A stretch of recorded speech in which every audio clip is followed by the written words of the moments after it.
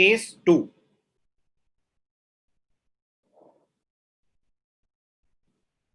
Decrease in demand.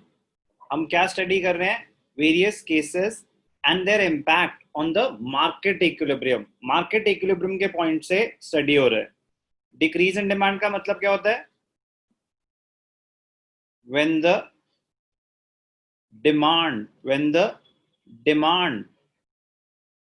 for a commodity decreases, when the demand for a commodity decreases due to factors other than the price of the commodity.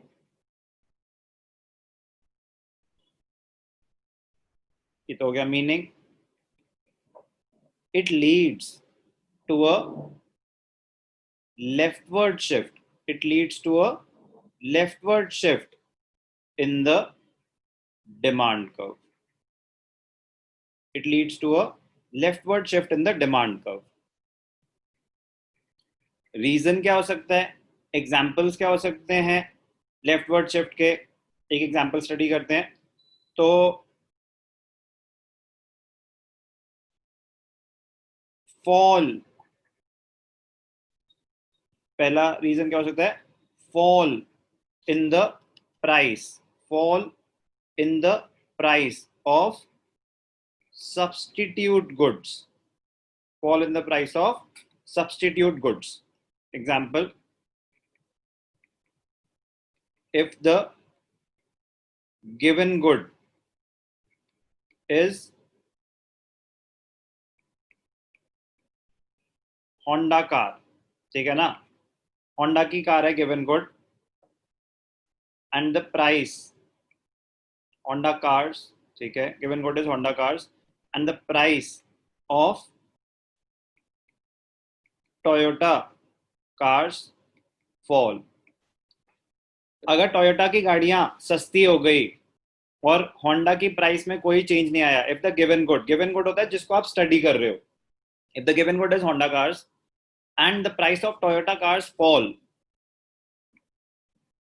The demand for Honda cars will decrease. Honda का price तो change हुआ नहीं था, but Toyota कम हो गया, तो क्यों? Because they become relatively costlier as compared to Toyota cars. उनके कंपैरिजन में अब होंडा की गाड़ियां ज्यादा महंगी हो गई हैं। Fall in the price of substitutes. और क्या रीजन हो सकता है? ध्यान से देखना। Rise in the price of complementary goods. Complementary goods अगर महंगे हो गए तो गिवन गुड की डिमांड भी गिरेगी। और डिक्रीज इन डिमांड क्या हो सकता है? फॉल इन इनकम, इनकम गिर गई and we are studying normal goods, तो नॉर्मल गुड्स की डिमांड गिर जाएगी। राइज इन इनकम, इनकम बढ़ गई और हम क्या स्टडी कर रहे हैं? हम स्टडी कर रहे हैं कोई इंफीरियर गुड, तो इंफीरियर गुड्स की डिमांड डिक्रीज हो जाती है इनकम बढ़ने से। और अगर आपके लिए किसी चीज का अनफेवरेबल टेस्ट डेवलप हो गया, अनफेवरेबल टेस्ट एंड प्रेफरेंस, कि यार अब मुझे ना ये पसंद नहीं आता, मतलब एकदम से क्या हुआ कि आज से मेरा नॉनवेज बंद, कुछ प्रेफरेंसेस आ जाते हैं, कुछ हो जाता है, अनफेवरेबल टेस्ट डेवलप हो जाता है, तो कुछ भी हो, प्राइसेस सेम थे बट फिर भी मेरी डिमांड डिक्रीज हो गई। कॉन्सेप्ट स्टडी करने से पहले, ग्राफ स्टडी करने से पहले हमें इस टर्म का मीनिंग और क्या क्या रीजंस हो सकते हैं डिक्रीज इन डिमांड के, वो क्लियर होने बहुत जरूरी है। अब हम देखेंगे कि इसको ग्राफिकली कैसे दिखाते हैं कि अगर डिमांड डिक्रीज हो गई, अगर डिमांड डिक्रीज हो गई तो उसका इम्पैक्ट मार्केट इक्विलिब्रियम पे क्या आएगा, स्टडी हमने वो करना है इस चैप्टर में। ध्यान से देखना, अब ग्राफ बना के दिखाऊंगा मैं।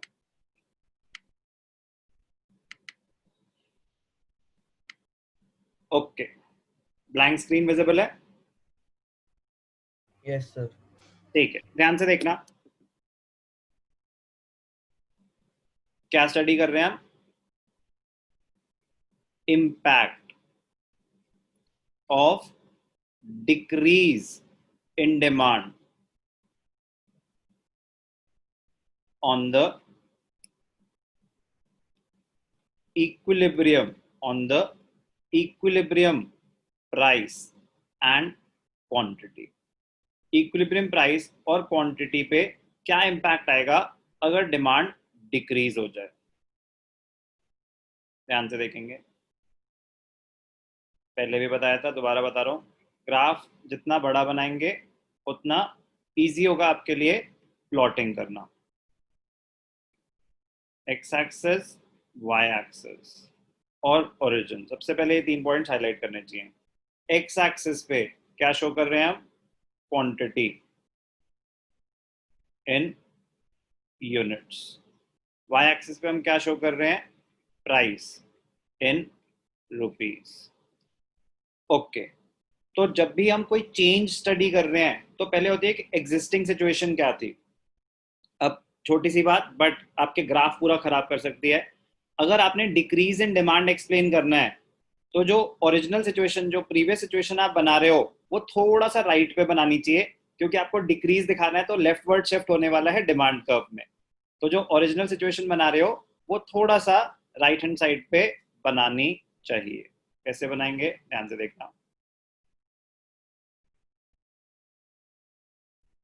तो हम बना रहे हैं कि ओरिजिनली सिचुएशन क्या थी, क्या इम्पैक्ट हुआ मार्केट में, क्या चेंज हुए, उसकी वजह से क्या कॉन्सिक्वेंसेस होंगे। ये थी original situation. D1 downward sloping curve, S1 upward sloping curve. इस पॉइंट पे इक्विलिब्रियम था E1। ठीक है, अब क्या हुआ, डिमांड डिक्रीज हो गई। Decrease in demand is shown by a leftward shift. अब ध्यान से देखना, लेफ्टवर्ड शिफ्ट तो कैसे शो करेंगे, जो ओरिजिनल डिमांड है उसके लेफ्ट साइड पे एक पैरेलल ग्राफ बना देंगे, उसके लेफ्ट साइड पे एक पैरेलल ग्राफ बना देंगे। It must be parallel. क्या नाम दे देंगे इसको हम, D2। अब क्या हुआ, सेम प्राइस पे ही, सेम प्राइस पे ही डिमांड गिर गई, सेम प्राइस पे ही डिमांड गिर गई। कैसे शो करेंगे, सेम प्राइस पे डिमांड गिर गई। ध्यान से देखना, तो जो पॉइंट ऑफ इक्विलिब्रियम था उससे एक स्ट्रेट लाइन बनाएंगे, ओरिजिनल इक्विलिब्रियम। तो अब क्या हुआ, डिक्रीज इन डिमांड हुई, डिक्रीज इन डिमांड हुई, तो अब डिमांड कितनी हो गई, D2। सेम प्राइस पे, अब उस प्राइस की अगर बात करें, प्राइस था P1, तो अब डिमांड गिर गई, डिमांड गिर गई। तो डिमांड गिरने की वजह से, डिमांड गिरने की वजह से क्या होता है, डिमांड गिरने की वजह से सप्लाई तो उतनी थी, डिमांड गिर गई, तो it will create a situation of excess supply. Supply उतनी ही थी, किसी रीजन की वजह से आपकी मार्केट में प्रोडक्ट की डिमांड गिर गई, आपके प्रोडक्ट की डिमांड गिर गई, तो it will create a situation of excess supply. Supply ज्यादा है, डिमांड कम है। तो अब आपने जो पहले सारी कहानियां स्टडी की हुई हैं वो ये इस टाइम पे काम आती हैं कि what happens when there is excess supply in the economy. वो सारी चीजें यूज होंगी जो हमने स्टडी करी थी, what happens when there is excess supply in the economy. तो what happens when there is excess supply करा था हमने पहले, excess supply exists in the market when the market supply is greater than market demand. Market supply is greater than market demand. It leads to unsold inventory. It leads to unsold inventory. There will be competition among the producers. They will be forced to lower the prices. ये था situation of excess supply. तो excess demand excess supply तो आपके tips पे होनी चाहिए, क्योंकि हम जितने भी केसेस स्टडी करेंगे इवेंचुअली हमें ये स्टडी करना है कि फिर उस केस में हुआ क्या. या तो होगी एक्सेस डिमांड तो मार्केट उस हिसाब से मूव करेगी, या होगी एक्सेस सप्लाई तो मार्केट उस हिसाब से मूव करेगी. तो इस केस में क्या हुआ, डिक्रीज इन डिमांड हुई. तो डिक्रीज इन डिमांड मतलब डिमांड गिर गई, सप्लाई उतनी ही रही. तो it will create a situation of excess supply. Excess supply क्या होता है, market supply is more than market demand. तो competition among the producers, they will be forced to lower the prices as the prices fall. ये है impact of decrease in demand. The prices will start falling. As the prices fall, due to the law of demand, the demand starts rising. Prices गिरे ना, तो demand starts rising. The demand starts rise. Demand बढ़नी शुरू हो जाएगी और supply गिरनी शुरू हो जाएगी. The supply starts falling.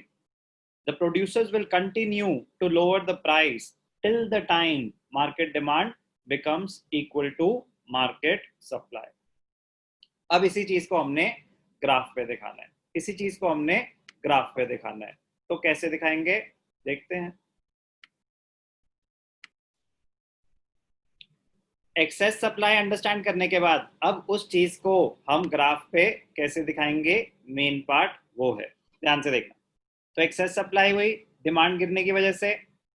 अब एक्सेस सप्लाई, अनसोल्ड इन्वेंट्री, सामान बिक नहीं रहा, producers will start decreasing the prices. Prices गिरने स्टार्ट हो जाएंगे. तो जब प्राइसेस गिरने स्टार्ट हो जाएंगे तो demand will start falling.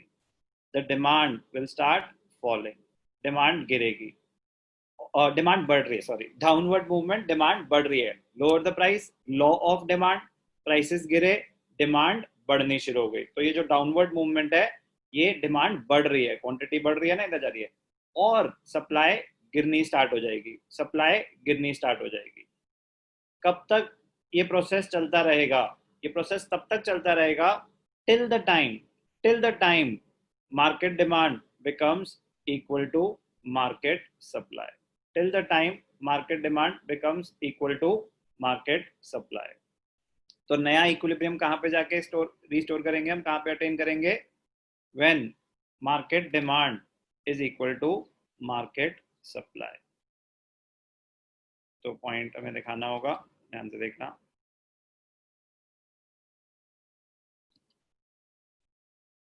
Straight line होनी चाहिए एग्जैक्टली. ठीक है, तो ये नया इक्विलिब्रियम अटेन करा हमने. इस पॉइंट को बोलेंगे E2, इस पॉइंट को बोलेंगे E2. P2 नया प्राइस है, ठीक है, P2 नया प्राइस है. तो प्राइस क्या हुआ, गिर गया, क्वांटिटी गिर गई. इक्विलिब्रियम, प्राइस गिरा, इक्विलिब्रियम, क्वांटिटी गिरी. ये क्या है आपका E2. तो impact of decrease in demand, ध्यान से देखना, इंपैक्ट क्या हुआ, conclusion, final. Equilibrium price falls and equilibrium quantity also falls. Equilibrium price गिरा, equilibrium quantity गिरी. क्या था ये, case 2, when there is decrease in demand. तो उसका इम्पैक्ट क्या होगा, इक्विलिब्रियम प्राइस और इक्विलिब्रियम क्वांटिटी पे. तो वो स्टडी करने के लिए हमें क्या क्या पता होना चाहिए, meaning of decrease in demand, reasons of decrease in demand, और डिक्रीज इन डिमांड की वजह से हो जाती है एक्सेस सप्लाई. तो मीनिंग ऑफ एक्सेस सप्लाई भी हमें ढंग से पता होना चाहिए. ये सारे रीजंस इसलिए पता होने चाहिए क्योंकि इवेंचुअली जरूरी नहीं है कि क्वेश्चन डायरेक्ट आ जाए. एक होता है direct question, what will be the impact of decrease in demand on market equilibrium या equilibrium price and equilibrium quantity. Direct question है, ये है डायरेक्ट क्वेश्चन. कभी कभी क्वेश्चन ऐसा आता है कि डिमांड फॉर आईफोन या market for iPhone was in equilibrium, market for iPhones was in equilibrium, what will be the impact on market equilibrium if price of Samsung phones starts falling? Samsung के phone अगर सस्ते होने लग गए, one plus के phone अगर सस्ते होने लग गए, कंपेटिटर्स हैं ये, तो अगर ये सस्ते होने लग गए और सस्ते होने लग गए तो सब्स्टिट्यूट गुड्स हैं। ये कहानी नहीं सुननी कि भैया जिसको आईफोन चाहिए उसको तो आईफोन चाहिए, कोई कंपैरिजन नहीं है please. They are substitutes, they are substitutes of each other. तो आप आईफोन की मार्केट स्टडी कर रहे हो, अगर वन प्लस के रेट्स गिर गए, सैमसंग के रेट्स गिर गए, तो आईफोन की मार्केट इक्विलिब्रियम पे क्या इम्पैक्ट आएगा? तो ये हो गया change in the price of substitutes, fall in the price of substitutes, it will decrease the demand for iPhones. तो ऐसे केसेस आपको एनालाइज करने को आ सकते हैं, बड़े ही सिंपल, बड़े ही स्ट्रेट फॉरवर्ड होते हैं, बट आप तभी कर पाओगे अगर आपको कॉन्सेप्ट वाइज पता है कि डिक्रीज इन डिमांड कब होता है। तो ये था पूरा कॉन्सेप्ट डिक्रीज इन डिमांड का with the graphical explanation. Impact of decrease in demand on market equilibrium.